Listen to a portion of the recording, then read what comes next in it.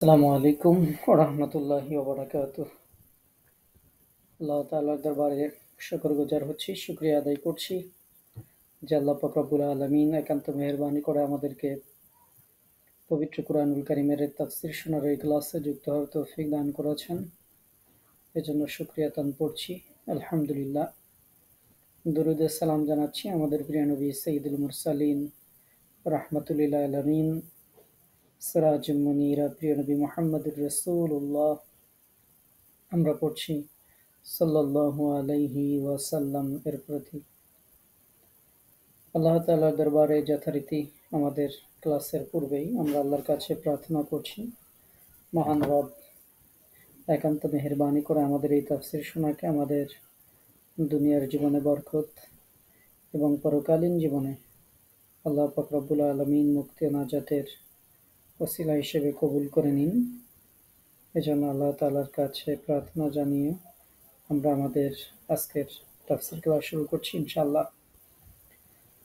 আজকে আমরা তাফসীর শুনব পবিত্র কুরআনুল কারীমের 93তম সূরা, সূরা আদ-দুহা থেকে। এই সূরাতে 11টি আয়াত আছে। সূরাটি মাক্কি সূরার মধ্যে অন্তর্ভুক্ত। আমরা এই সূরার তাফসীর শোনার পূর্বে যথারীতি এই সূরাতে যে আয়াতগুলো আছে সেই আয়াতগুলোর অর্থটা আমরা একটু জেনে নিই। আল্লাহ তাআলা জাল্লা শানুহু শপথ দিয়ে এই সূরা শুরু করেছেন। ওয়াদ-দুহা, দুহার শপথ। এখন দুহা কি? দুহা হচ্ছে সকালবেলা, প্রথম প্রহর, পূর্বাহ্ন। এরকম শপথ পূর্বাহ্নের, শপথ প্রথম প্রহরের। ওয়াল-লাইলি ইযা সাজা, শপথ রাতের। ইযা যখন, সাজা নিঝুম হয়, অন্ধকারাচ্ছন্ন হয়, সমচ্ছন্ন হয়। এরকম বিভিন্ন অর্থ থাকতে পারে যে শপথ রাতের যখন তা নিঝুম হয়, শপথ রাতের যখন ওটা সমচ্ছন্ন করে ফেলে, শপথ বা কসম রাতের যখন তা অন্ধকারাচ্ছন্ন হয়, এরকম অর্থ। মা ওয়াদ্দাআকা রাব্বুকা ওয়া মা ক্বালা, মা ওয়াদ্দাআকা তোমাকে ত্যাগ করেন নাই, রাব্বুকা তোমার রব, তোমার রব তোমাকে ত্যাগ করেন নাই, ওয়া মা ক্বালা আর না তোমার উপর অসন্তুষ্ট হয়েছেন। তোমার রব তোমাকে পরিত্যাগ করেননি এবং অসন্তুষ্ট হননি। এটা হচ্ছে এর অর্থ। আবার কোথাও কোথাও এটার অর্থ লেখা আছে তোমার রব তোমাকে পরিত্যাগ করেননি, তোমার প্রতি বিরূপ হননি, বা আপনার রব আপনাকে পরিত্যাগ করেননি এবং শত্রুতাও করেননি। এরকম অর্থ থাকতে পারে বা আছে। ওয়াল আখিরাতু খায়রুল লাকা মিনাল উলা, ওয়াল আখিরাহ এবং আখিরাত। আখিরাত মানে পরকাল, আখিরাত মানে পরবর্তী। ওয়াল সরি ওয়াল আখিরা, ওয়ালাল আখিরা, ওয়ালাল আখিরা ইলা মানে হচ্ছে অবশ্যই, এবং অবশ্যই আখিরাত বা পরকাল, খৈরুন উত্তম, লাকা তোমার জন্য ভালো, মিনাল উলা ইহকাল অপেক্ষা। তাহলে ওয়ালাল আখিরাতু খৈরুল লাকা মিনাল উলা, আর অবশ্যই তোমার জন্য পরবর্তী সময় পূর্ববর্তী সময়ের চেয়ে উত্তম। তো এটা হচ্ছে অর্থ। ওয়ালাসাউফা ইউতিকা রাব্বুকা ফাতারদা, ওয়ালাসাউফা ইউতিকা রাব্বুক, ওয়ালাসাউফা খুব অচিরেই তোমার রব তোমাকে এরূপ দান করবেন যাতে তুমি সন্তুষ্ট হবে।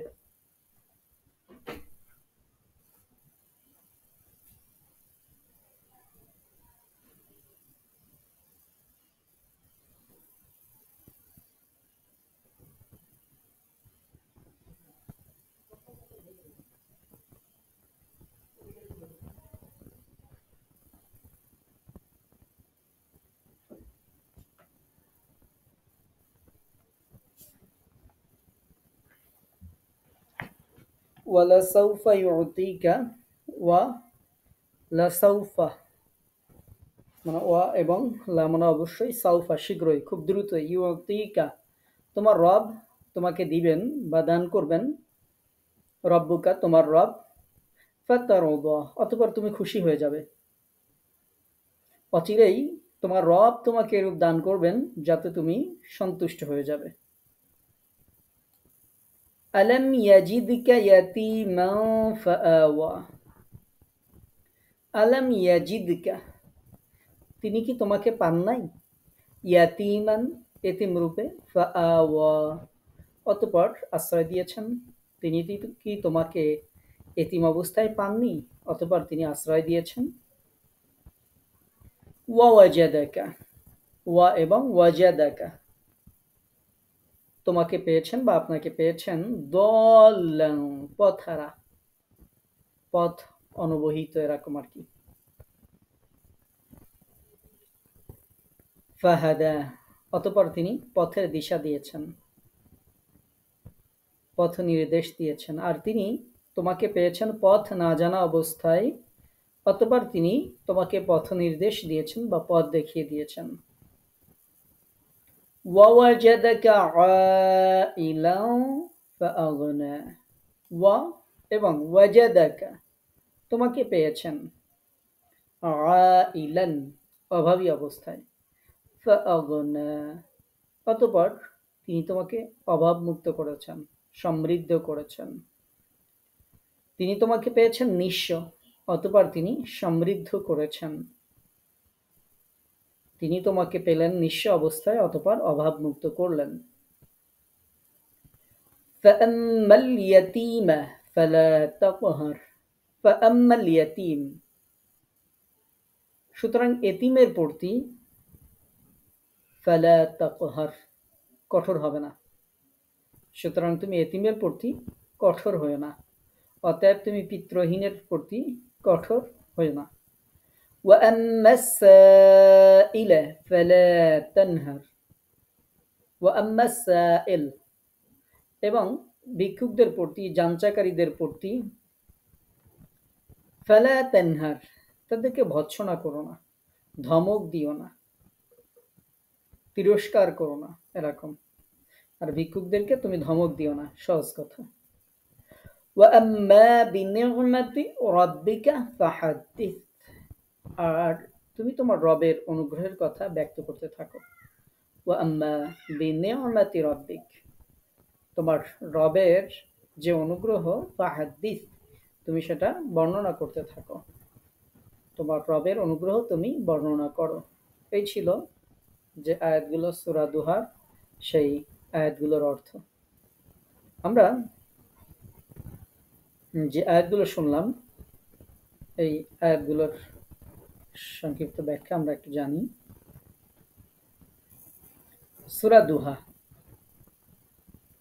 এটি কেন নাজিল হয়েছিল?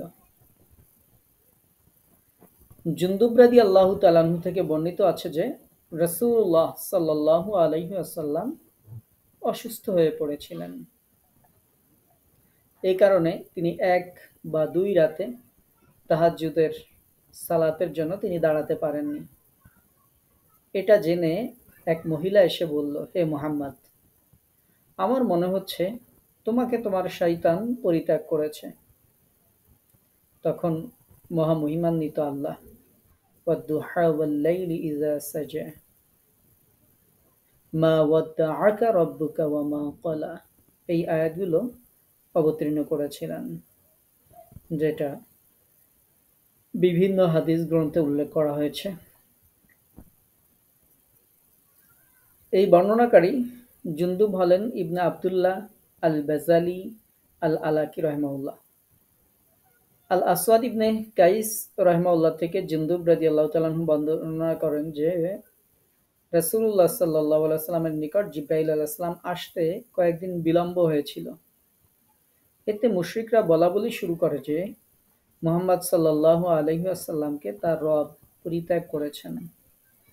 তখন আল্লাহ তাআলা উপরোক্ত যে আয়াত, সেই আয়াতগুলো মহান আল্লাহ তাআলা অবতীর্ণ করেন।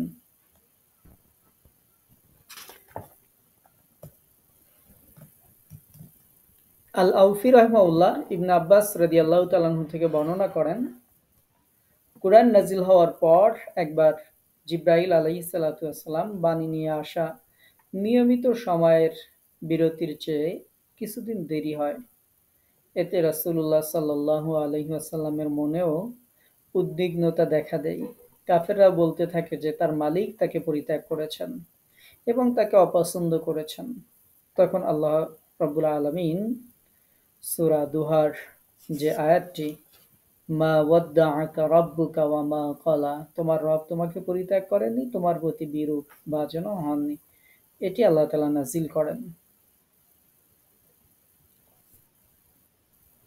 মুজাহিদ রাহিমাহুল্লাহ, কাতাদা রাহিমাহুল্লাহ সহ আরো অনেকে এরকমই বর্ণনা করেছেন।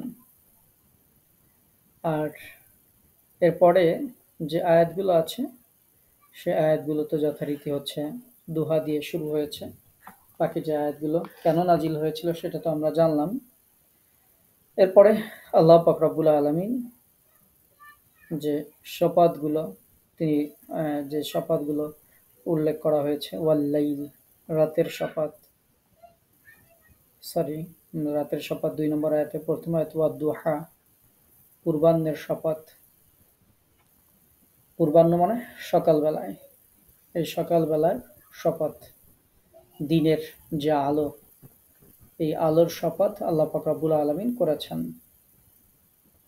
এরপরে দিনের পরে রাত আসে, আল্লাহ তাআলা রাতের কথা বলেছেন, ওয়াল্লাইল, রাতের শপথ, ইজা সাজা, যখন সেটা সমাচ্ছন্ন হয়ে যায়, অন্ধকার যখন সৃষ্টি করে, সেই রাতেরও আল্লাহ পাক রব্বুল আলামিন শপথ করেছেন।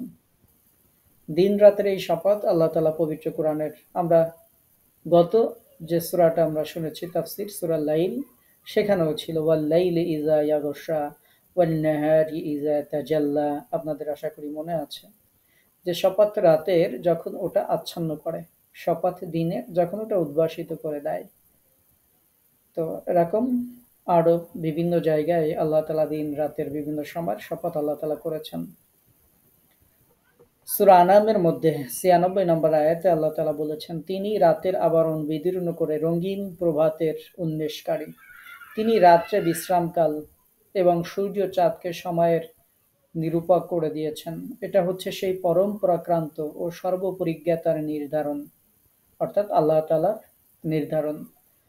তো আল্লাহ পাক রব্বুল আলামিন নিজেই, আল্লাহই যেহেতু এগুলো সৃষ্টি করেছেন, দিনের আলো আমরা যদি 1000 কোটি লাইট জ্বালিয়ে দিই তবুও এক সকালের আলোর মতো আলোকিত হবে না। স্বাভাবিক একটা বড় ধরনের একটা ওয়াজ মাহফিল, কোনো একটা অনুষ্ঠান, সামান্য কিছু জায়গা আমাদের আলো করতে করতে হাজার হাজার লাইটের দরকার হয়। আর এই পৃথিবীর পূর্ব প্রান্ত থেকে পশ্চিম পর্যন্ত, এই পৃথিবীর গহীন জঙ্গল থেকে সমুদ্র পর্যন্ত সব জায়গাতে আল্লাহ পাক রব্বুল আলামিন তার এই আলো, সূর্যের মাধ্যমে আল্লাহ পাক রব্বুল আলামিন এই কিরণকে তিনি পৌঁছে দেন।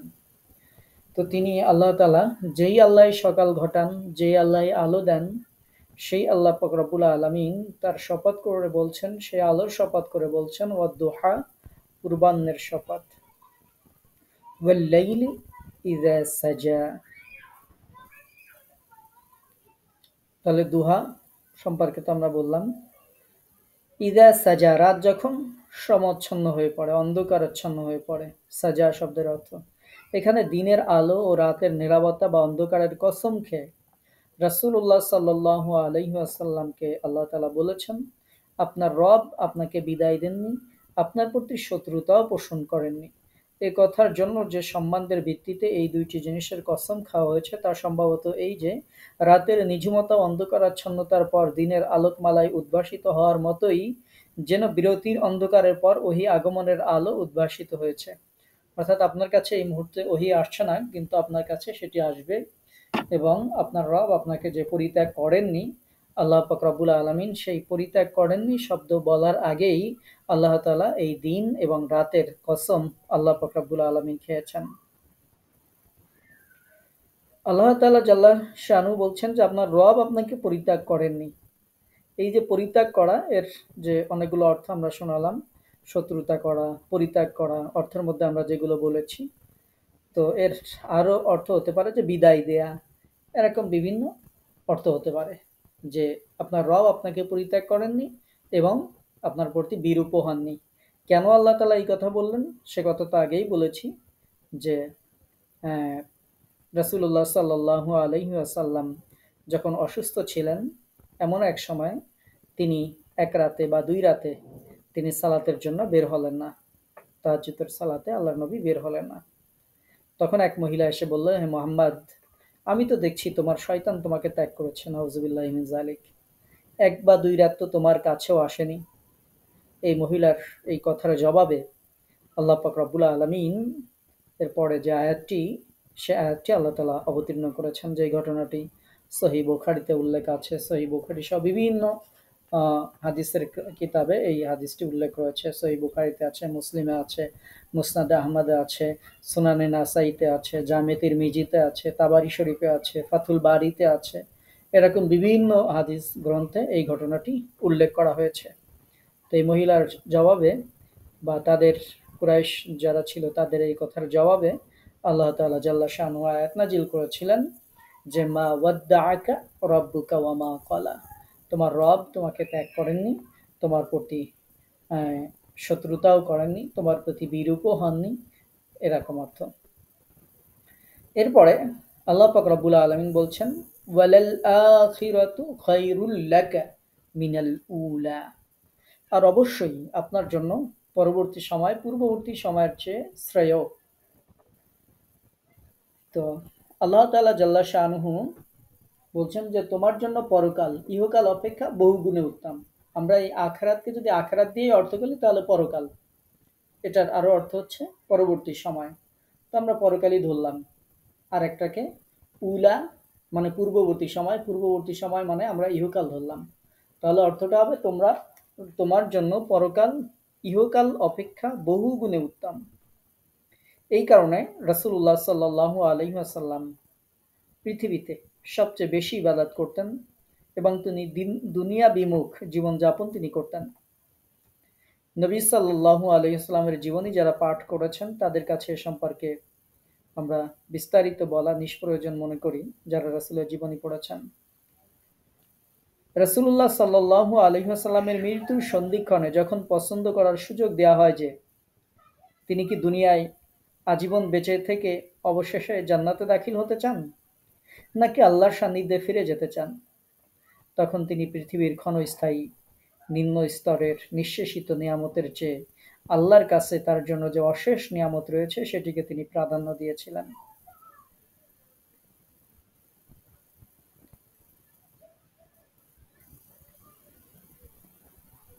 মুসনাদে আহমদের একটি হাদিস আপনাদেরকে শোনাই।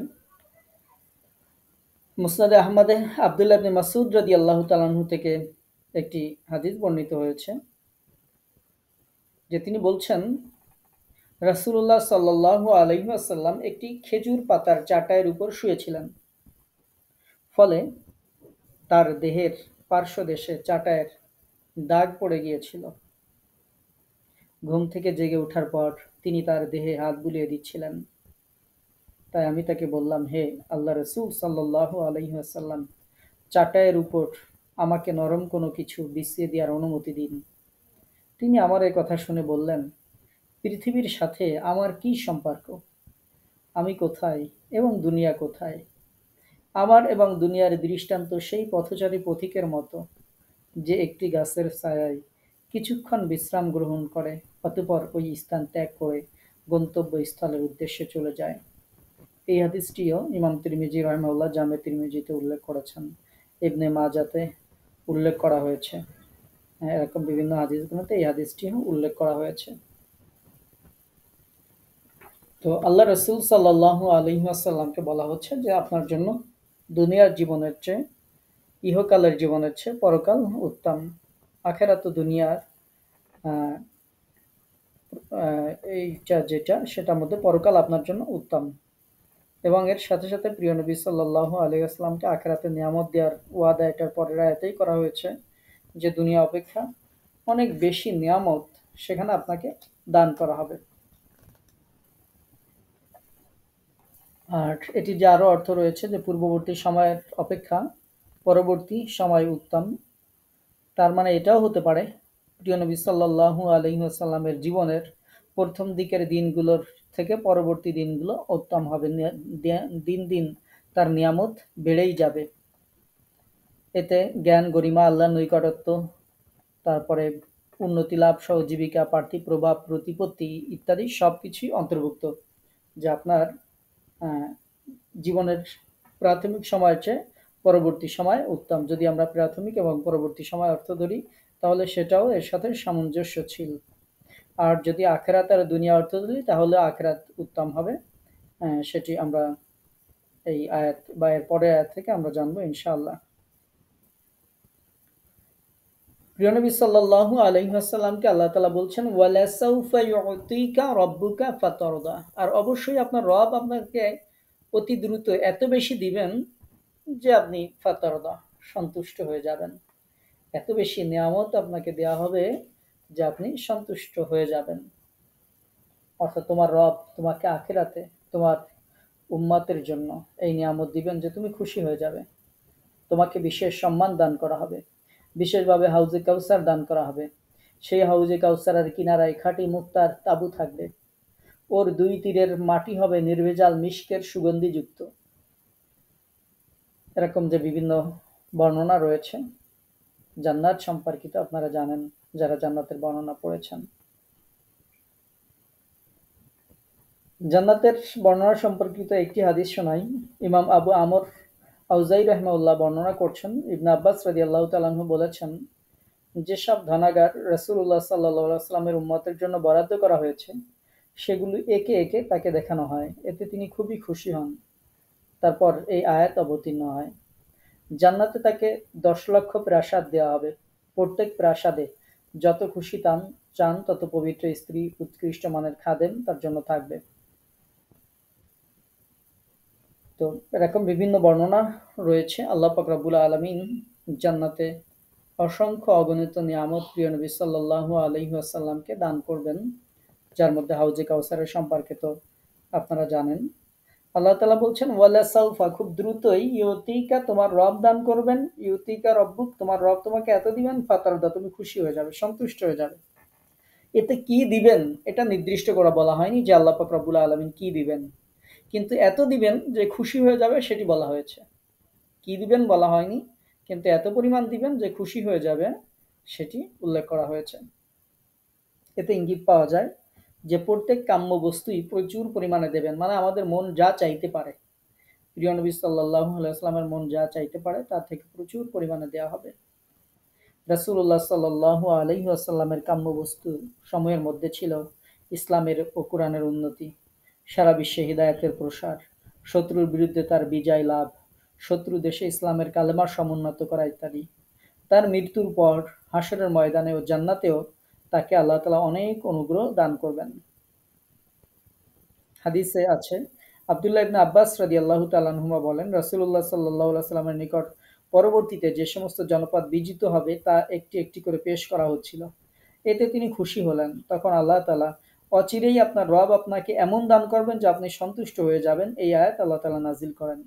তখন আল্লাহ তাআলা তাকে জান্নাতে হাজার প্রাসাদের মালিক বানালেন। প্রতিটি প্রাসাদে থাকবে প্রাসাদ উপযোগী খাদেম এবং ছোট ছোট বাচ্চারা সেখানে থাকবে। প্রিয় নবী সাল্লাল্লাহু আলাইহি ওয়াসাল্লামের ব্যাপারে যে আয়াতটি বর্ণিত হয়েছে, আমরা যদি আমাদের নবী সাল্লাল্লাহু আলাইহি ওয়াসাল্লামের অনুসরণ যদি আমরা করি, কোরআনের সাথে থাকি, তাহলে অবশ্যই আল্লাহ পাক রব্বুল আলামিন আমাদেরকেও অচিরেই এত দান করবেন যে আমরাও খুশি হয়ে যাব ইনশাআল্লাহ। আমরা আল্লাহর কাছে সেটাই কামনা করি, সেটাই আশা করি, সেটাই বাসনা করি যে আল্লাহ পাক রব্বুল আলামিন যেন আমাদেরকেও এরকম নিয়ামত দিয়ে আল্লাহ তাআলা আমাদেরকে ধন্য করেন। আল্লাহ তাআলা এরপরে প্রিয় নবী সাল্লাল্লাহু আলাইহি ওয়াসাল্লামের প্রতি যে অনুগ্রহ তিনি করেছেন সেগুলো আল্লাহ পাক রব্বুল আলামিন উল্লেখ করছেন। আলাম ইয়াজিদকা ইয়াতীমান ফাআওয়া, তিনি কি আপনাকে এতিম অবস্থায় পাননি, অতঃপর তিনি আশ্রয় দিয়েছেন। এখানে আল্লাহ পাক রব্বুল আলামিন আল্লাহ তাআলা রাসূলুল্লাহ সাল্লাল্লাহু আলাইহি ওয়াসাল্লামের প্রতি কিছু নিয়ামতের সংক্ষিপ্ত বর্ণনা উপস্থাপন করেছেন। প্রথম নিয়ামত হচ্ছে, আমি আপনাকে পিতৃহীন অবস্থায় পেয়েছি। আপনার জন্মের পূর্বেই আপনার পিতা ইন্তেকাল করেছিলেন এবং ছোট থাকতেই আপনার মা মারা যান। অতঃপর আমি আপনাকে আশ্রয় দিয়েছি। অর্থাৎ প্রথমে পিতামহ আব্দুল মুত্তালিব, পরবর্তীতে পিতৃব্য আবু তালিব যত্ন সহকারে আপনাকে লালন পালন করতেন। তো আল্লাহ পাক রব্বুল আলামিন সেটির কথা উল্লেখ করেছেন যে তুমি এতিম থাকা অবস্থায় তিনি তোমাকে রক্ষা করেছেন, হেফাজত করেছেন, প্রতিপালন করেছেন, আশ্রয় দিয়েছেন। আপনারা জানেন যে প্রিয় নবী সাল্লাল্লাহু আলাইহি ওয়াসাল্লাম জন্মের লাভ করার পূর্বেই তার পিতা ইন্তেকাল করেছিলেন। তার বয়স যখন 6 বছর তখন তার স্নেহময়ী মা আমিনা তিনি ইন্তেকাল করেছিলেন। তো প্রিয় নবীকে আল্লাহ পাক রব্বুল আলামিন তার দাদার অন্তরে এত বেশি ভালোবাসা দিয়েছিলেন যে তার দাদার আশ্রয়ে তিনি বড় হতে থাকেন।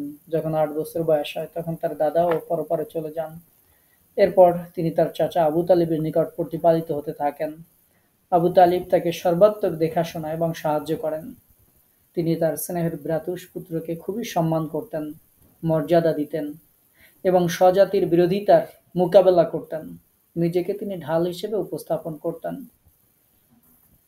40 বছর বয়সের সময় যখন রাসূলুল্লাহ সাল্লাল্লাহু আলাইহি ওয়াসাল্লাম নবুয়ত লাভ করেন, কুরাইশরা তখন তার ভীষণ বিরোধী, এমনকি প্রাণের দুশমন হয়ে যায়।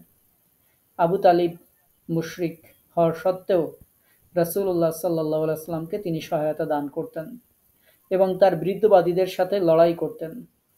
এই সুব্যবস্থা আল্লাহ পাকের ইচ্ছা এবং ইঙ্গিতেই হয়েছিল। হিজরতের কিছুদিন পূর্বে আবু তালিবও ইন্তেকাল করলেন। এবার কাফির মুশরিক যারা ছিল তারা এবার কঠিনভাবে মাথাচাড়া দিয়ে উঠল।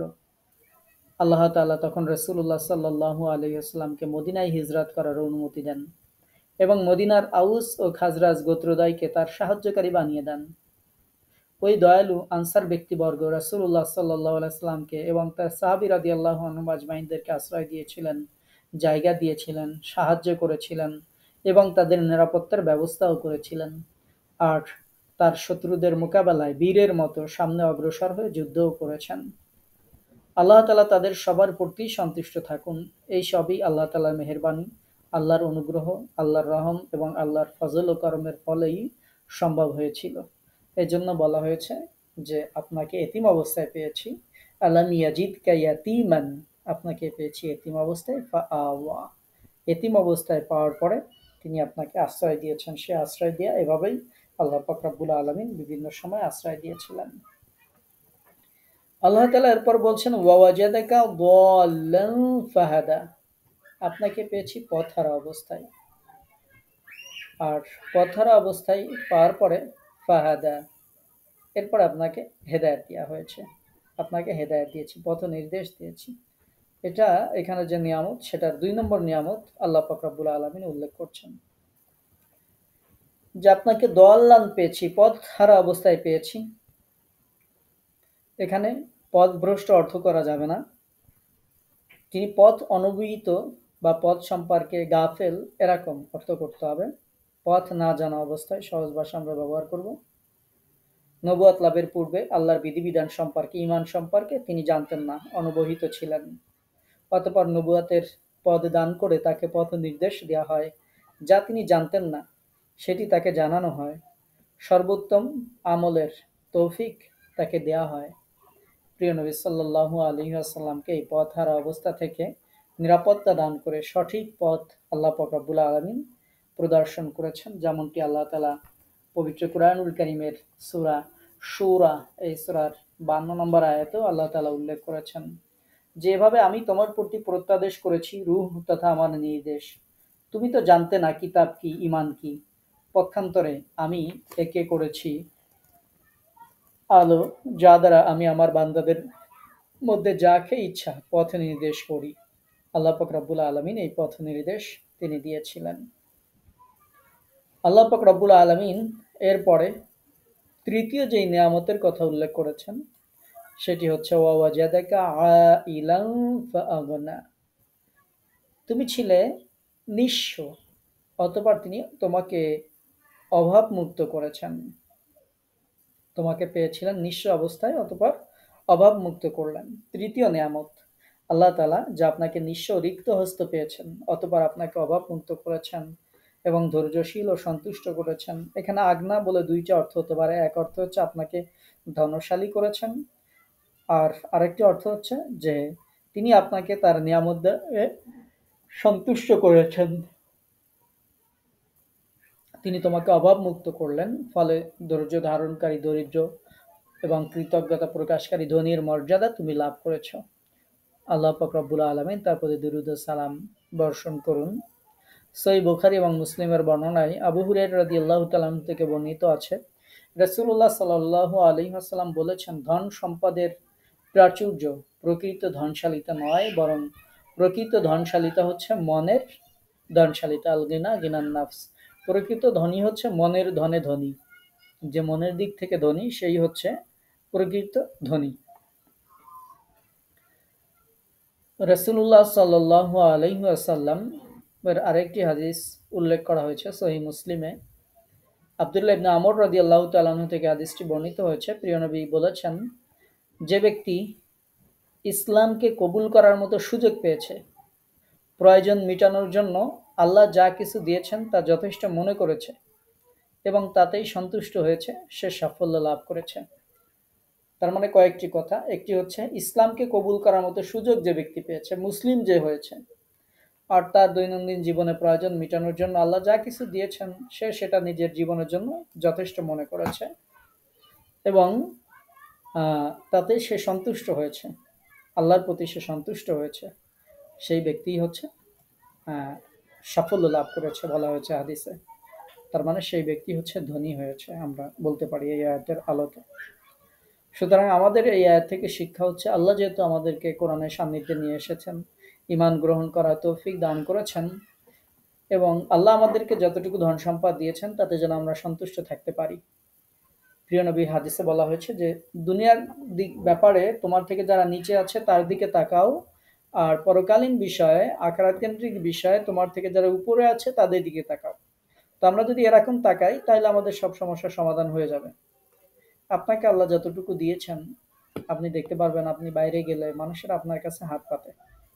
আমাকে আপনাকে আল্লাহ চাইলে এরকম রাস্তায় হাত পাতাতে পারতেন, কিন্তু আল্লাহ আপনাকে পাতাননি, আমাকে পাতান নাই। সুন্দর দুইটা হাত পা চক্ষু দিয়েছেন, অসংখ্য মানুষকে দেন নাই। তো দুনিয়াবি নিয়ামতের ব্যাপারে আমরা যদি আমাদের নিচেই যারা আছে তাদের দিকে তাকাই তাহলে অবশ্যই আমরা কৃতজ্ঞ চিত্তে আল্লাহকে স্মরণ করতে বাধ্য হব। আর পরকালীন বিষয়ে যারা উপরে আছে, আমরা তাহাজ্জুদ ঠিকমতো পড়তে পারি না, যে তাহাজ্জুদ পড়ে ঠিকমতো আমরা দান করতে পারি না, যে দান করেছে, আমরা কোরআন তেলাওয়াত বেশি সময় করতে পারি না, যারা কোরআনটাকে হিফজ করে ফেলেছে, এরকম বিভিন্ন পরকাল কেন্দ্রিক যে নিয়ামতগুলো, সেই নিয়ামতগুলো যে আমার থেকে বেশি আছে তার দিকে তাকাতে বলা হয়েছে। তাহলে আমার উৎসাহ, উদ্দীপনা, আগ্রহ এটা আরো বেড়ে যাবে। তো এই হচ্ছে ধনী বা সন্তুষ্ট থাকার একটি সলিউশন। এরপরে আল্লাহ পাক রব্বুল আলামিন যে নিয়ামতের কথা 1, 2, 3 যে তিনটা নিয়ামতের কথা আল্লাহ তাআলা বর্ণনা করলেন, এরপরে প্রিয় নবী সাল্লাল্লাহু আলাইহি ওয়াসাল্লামকে আল্লাহ তাআলা আদেশ দিচ্ছেন, ফাআম্মাল ইয়াতীমা ফালা তাকহার, যে তোমার প্রতি আদেশ হচ্ছে তুমি এতিমের প্রতি কঠোর হবে না। আল্লাহ তাআলা যেমন তোমাকে এতিম অবস্থায় আশ্রয়ের ব্যবস্থা করেছেন, তুমিও তেমনি এতিমদেরকে ধমক দিও না, তাদের সাথে দুর্ব্যবহার করো না, বরং তাদের সাথে সদ্ব্যবহার করো এবং নিজের এতিম হওয়ার কথাও ভুলে যেও না। এটা হচ্ছে নির্দেশ যে এতিমের সাথে কঠোর ব্যবহার করবে না। পিতৃহীনকে অসহায় বা বেওয়ারিশ মনে করে তার ধন সম্পদ জবরদস্তিমূলকভাবে নিজের অধিকারভুক্ত করে নেবে না। এর মাধ্যমে সকল উম্মতই এতিমদের সাথে সহৃদয় ব্যবহার করার জন্য আল্লাহ তাআলা জোর আদেশ দিয়েছেন এবং এতিমদের সাথে বেদনাদায়ক ব্যবহার করতে সম্পূর্ণরূপে আল্লাহ পাক রব্বুল আলামিন নিষেধ করেছেন। এরপরে আল্লাহ পাক রব্বুল আলামিন 2 নম্বর আদেশ বলছেন, ওয়া আম্মাস সাইলা ফালা তানহার, আর কোন প্রার্থীকে ভর্ৎসনা করবেন না। যাঞ্চাকারী যারা আছে, ভিক্ষুক যারা আছে তাদেরকে ভর্ৎসনা করবে না। তুমি যেমন পথহারা ছিলে, আল্লাহ তোমাকে হেদায়েত বা পথের দিশা দিয়েছেন, তেমনি কেউ তোমার কাছে জ্ঞানের কথা জিজ্ঞেস করলে তাকে রূঢ় ব্যবহার দ্বারা সরিয়ে দিও না। গরিব, মিসকিন এবং দুর্বল লোকদের প্রতি অহংকার প্রদর্শন করো না, তাদের সাথে দুর্ব্যবহার করো না, তাদেরকে কড়া কথা বলো না। এতিম মিসকিনদেরকে যদি কিছু দিতে না পারো তাহলে ভালো ও নরম কথা বলে তাদেরকে বিদায় করো এবং ভালোভাবে তাদের প্রশ্নের জবাব দাও। এখানে যে সাএল শব্দটির 2টি অর্থই আছে, যে একটা হচ্ছে যদি কেউ জানে না, কোনো বিষয় জানতে চায়, তাহলে তাকে সাইল বলা হয়, প্রশ্নকারী বলা হয়। আর একটা হচ্ছে কেউ যদি কোনো ভিক্ষা চায়, কোনো কিছু চায়, সেও সাইল, মানে সে চাইলো কিছু। যারাই চায় তাদেরকেই বলা হয় সাইল। তো এই এই পরিভাষাটা মনে রাখতে হবে। তো এটা হচ্ছে 2 নম্বর নির্দেশ, যে যারা কোনো কিছু জানতে চায়, আপনি জানেন আর একজন জানে না, সুতরাং যে জানে না সে আপনার কাছে জানতে চাইতে পারে, কিন্তু বলা হয়েছে ফালা তানহার, খবরদার, যদি কেউ এরকম জানতে চায় তাহলে তাকে ভর্ৎসনা করো না। আরে বেটা, তুই এটাই জানো না, এরকম কথা বলার রাইট আপনাকে দেয়া হয়নি। অথবা আপনার সম্পদ আছে, কেউ যদি আপনার কাছে ভিক্ষা চায়, তাহলে এই বেটা কাজ করে খাইতে পারো না, এ পারো না, তা পারো না, সে পারো না, 10টা কথা বলার অধিকার আপনাকে আমাকে দেওয়া হয়নি। আপনি পারলে দিবেন, না পারলে তার কাছে ভালো ব্যবহার করে তার থেকে আহ, ইয়ে করবেন। কিন্তু কোনো অবস্থাতেই আল্লাহ পাক রব্বুল আলামিন আদেশ করছেন, ও আম্মাসাইলা ফালা তানহার, কোনো অবস্থাতেই যাঞ্চাকারী, ভিক্ষু, প্রশ্নকারী যারাই আছে তাদেরকে কোনো অবস্থায় তাদের সাথে রূঢ় ব্যবহার করবে না। এটা হচ্ছে আল্লাহ পাক রব্বুল আলামিনের আদেশ। যে অর্থগত, জ্ঞানগত, আবারও বলছি, অর্থগত, জ্ঞানগত প্রার্থীকে ধমক এবং ভর্ৎসনা করতে রাসূলুল্লাহ সাল্লাল্লাহু আলাইহি ওয়াসাল্লামকে নিষেধ করা হয়েছে। অর্থগত মানে কেউ অর্থ সম্পদ চাইতে পারে, জ্ঞানগত মানে কেউ জ্ঞানের কথা আপনাকে জিজ্ঞেস করতে পারে। এই দুইটাই সাইলের মধ্যে অন্তর্ভুক্ত। যদি প্রার্থী বলে এখানে সাহায্য প্রার্থনাকারী অভাবী ধরা হয়, তাহলে এর অর্থ হয় যে তাকে সাহায্য করতে পারলে করুন, আর না পারলে তার সাথে কোমল স্বরে তাকে নিজের অক্ষমতা বুঝিয়ে দিয়ে দিন, কিন্তু কোনো ক্রমে তার সাথে রূঢ় ব্যবহার করবেন না। এই অর্থের দিক দিয়ে এই নির্দেশটিকে আল্লাহ তাআলা সেই অনুগ্রহের জবাব দেওয়া হয়েছে, যাতে বলা হয়েছে যে আপনিও তো অভাবী ছিলেন, তারপর আল্লাহ আপনাকে ধনী বানিয়ে দিয়েছেন। আর যদি প্রার্থী বা জিজ্ঞাসকারী অর্থ হয়, তাহলে সেক্ষেত্রে অর্থ হবে দিনের কোনো বিষয় বা বিধান জিজ্ঞাসাকারী অর্থে যদি ধরা হয়, তাহলে অর্থ হবে এই ধরনের লোক যতই মূর্খ ও অজ্ঞ হোক না কেন, এবং যতই অযৌক্তিক পদ্ধতিতে সে প্রশ্ন করুক বা নিজের মানসিক সংকট উপস্থাপন করুক না কেন, সকল অবস্থায় স্নেহশীলতা ও কোমলতা সহকারে তার জবাব দিন। ধমক দিয়ে বা কড়া কথা বলে তাদেরকে তাড়িয়ে দিবেন না। এই অর্থের দিক দিয়ে এই বাণীটিকে আল্লাহর সেই অনুগ্রহের জবাব দেওয়া হয়েছে, যাতে বলা হয়েছে আপনি পথের খোঁজ জানতেন না, তারপর তিনি আপনাকে পথ নির্দেশ দিয়েছেন। আয়াত থেকে বোঝা যায় যে সাহায্য প্রার্থীকে কিছু দিয়ে বিদায় করা এবং দিতে না পারলে নরম ভাষায় অক্ষমতা প্রকাশ করা উচিত। এমনিভাবে যে কোনো ব্যক্তি যদি কোনো শিক্ষণীয় বিষয় জানতে চায়, তার জবাবেও কঠোরতা বা দুর্ব্যবহার করা সর্ব অবস্থায় নিষেধ করা হয়েছে। আমরা এরপরে সর্বশেষ যেই নির্দেশটি প্রিয় নবীকে দেওয়া হয়েছে, 3 নম্বর, সেটি হচ্ছে ওয়া আম্মা বিনিউমাতি রাব্বিকা ফাহাদ্দিস, আর আপনি আপনার রবের অনুগ্রহের কথা জানিয়ে দিন। আপনার রবের যে অনুগ্রহ আপনাকে আল্লাহ তাআলা দিয়েছেন সেটি আপনি জানিয়ে দিন। এটা হচ্ছে 3 নম্বর নির্দেশ, যে রবের অনুগ্রহ বর্ণনা করুন। যেমন আমি তোমার দরিদ্রতাকে ঐশ্বর্যে পরিবর্তন করে দিয়েছি, তেমনি তুমি আমার এইসব নিয়ামতের কথা বর্ণনা করতে থাকো। ইমাম আবু দাউদ রাহিমাহুল্লাহ আবু হুরায়রা রাদিয়াল্লাহু তাআলা আনহু থেকে একটি হাদিস বর্ণনা করছেন, যে রাসূলুল্লাহ সাল্লাল্লাহু আলাইহি ওয়াসাল্লাম বলেছেন, যারা মানুষের প্রতি কৃতজ্ঞতা প্রকাশ করে না, তারা আল্লাহর প্রতিও কৃতজ্ঞতা প্রকাশ করে না। জাবির রাদিয়াল্লাহু তাআলা আনহু থেকে বর্ণিত একটি হাদিস উল্লেখ করা হয়েছে, ইমাম আবু দাউদ রাহিমাহুল্লাহ উল্লেখ করেছেন। সেখানে রাসূলুল্লাহ সাল্লাল্লাহু আলাইহি ওয়াসাল্লাম বলেছেন, যে ব্যক্তি কোনো নিয়ামত লাভ করার পর তা অন্যদের কাছে বর্ণনা করেছে, সে কৃতজ্ঞতা প্রকাশকারী, আর যে তা গোপন করেছে সে অকৃতজ্ঞতার পরিচয় দানকারী। তাহলে আমরা এখানে তৃতীয় আরেকটি নির্দেশ পাচ্ছি, যে প্রিয় নবীকে বলা হয়েছে মানুষের সামনে আল্লাহর নিয়ামত সমূহ বর্ণনা করুন, স্মরণ করুন। নিয়ামত শব্দটি ব্যাপক অর্থবোধক। এর অর্থ দুনিয়ার নিয়ামতও হতে পারে, আবার এমন সব নিয়ামতও হতে পারে যা আল্লাহ তাআলা আখেরাতে দান করবেন। এই নিয়ামত প্রকাশ করার পদ্ধতি বিভিন্ন ধরনের হতে পারে। সামগ্রিকভাবে সমস্ত নিয়ামত প্রকাশের পদ্ধতি হলো আল্লাহর প্রতি কৃতজ্ঞতা প্রকাশ করা, স্বীকৃতি দেয়া। আমি যেসব নিয়ামত লাভ করেছি সবই আল্লাহর মেহেরবানি, অনুগ্রহের ফল, এই কথা বলা। আমরা অনেক সময় মনে করি, আরে এটা তো আমার পাওয়ারই কথা ছিল, আমার যে ব্রেন, আমার যে মেধা, আমার যে চেষ্টা, এটার মাধ্যমেই না আমি পেয়েছি। কিন্তু এই কথা একজন মুমিন বলতে পারবে না, একজন মুসলিম বলতে পারবে না। একজন মুমিন, একজন বিশ্বাসী, একজন মুসলিম, সে দৃঢ়ভাবে বিশ্বাস করে আমি যে নিয়ামত লাভ করেছি তার সবই আল্লাহ তাআলা একান্ত মেহেরবানি করে আমাকে দান করেছেন। তিনি যদি না চাইতেন এর কোনো নিয়ামত আমি লাভ করতে পারতাম না। নবুয়াতের এবং ওহির নিয়ামত প্রকাশ করা যেতে পারে দ্বীনের প্রচার ও প্রসার করার মাধ্যমে। এছাড়া একজন অন্যজনের প্রতি যে অনুগ্রহ করে তার শুকর আদায় করাও আল্লাহর কৃতজ্ঞতা প্রকাশের এক পন্থা। যেহেতু একটি হাদিস আপনাদেরকে শুনাইলাম যে অপরের অনুগ্রহের শুকর করে না, সে আল্লাহ তাআলার শুকর আদায় করে না। তো আমরা অবশ্যই আল্লাহ তাআলা আমাদেরকে যে নিয়ামত সমূহ দিয়েছেন সেই নিয়ামত ফাহাদ্দিস, বর্ণনা করুন। আপনি কোরআন পড়তে পারেন, এটা আল্লাহ তাআলার একটা নিয়ামত আপনাকে দিয়েছেন।